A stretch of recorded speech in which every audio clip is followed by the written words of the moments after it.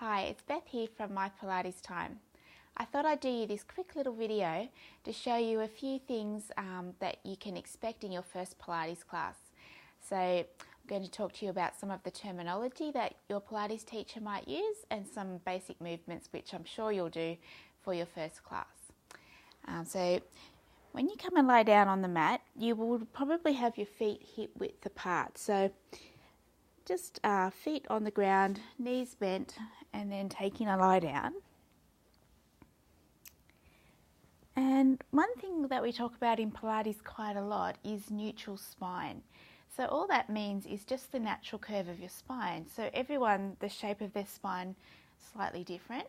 So when you lay down on the ground, you just think about where your spine is resting on the ground and where your back arches away. So you usually find a little arch in your lower back and then your neck will arc away from the floor. So it's just being aware of that neutral spine, and then you can come back to that point. And when you do some exercises, your teacher might ask you to maintain that neutral spine. And that also means keeping a stable pelvis. So nice and still. So your feet are hip width apart. So here are your hip bones here, right on this bone. And then so if you ran a line straight down, that's where your feet would be. Okay. Also, you may go into some rolling of the pelvis.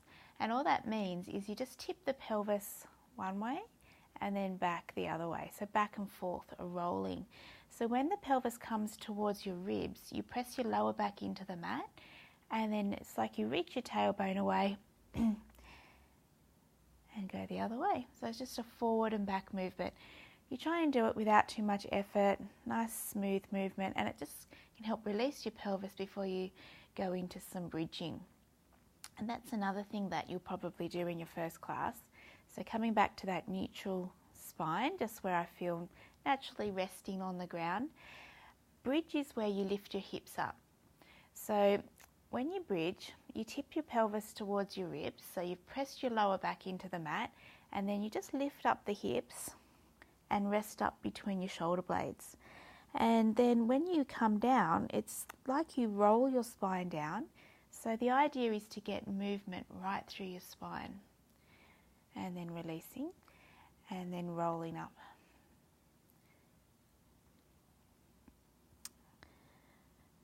So the idea is to try and lay each part of your spine down one piece at a time, and it might take a little while to get that movement through your back and also finding the middle of your spine, but that's what a bridge is. And another beginner move would be, Joseph Pilates called them dead bugs. So all that is where the knee lifts up over the hip and the shin is level with the floor, and then you pop that leg back down.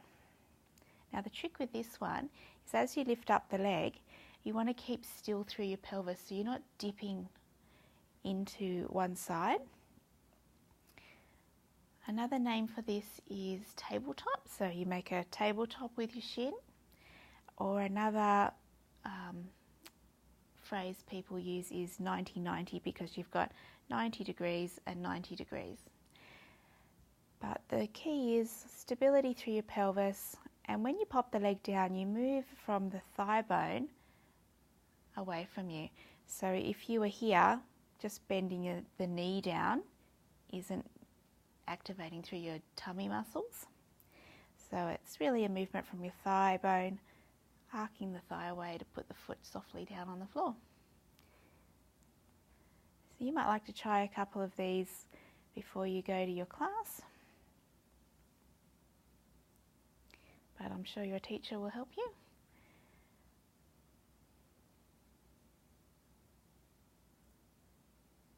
Good. And then just bringing your hands behind your knees and giving yourself a little rock up. Another thing that's nice to do in Pilates, especially after you've done some extension, that's where you lift your spine back, and then flexion is where you go rounded. So after you've done some extension, you might go into rest position, and all that is from this position here, you just sit back onto your feet and let your head come down to the mat. So this is nice because it gives the lower back a nice rounded feeling and gives you a little chance to take a breather and then rolling to come back and up. So I hope that gives you a little bit of an idea of what to expect in your first Pilates class.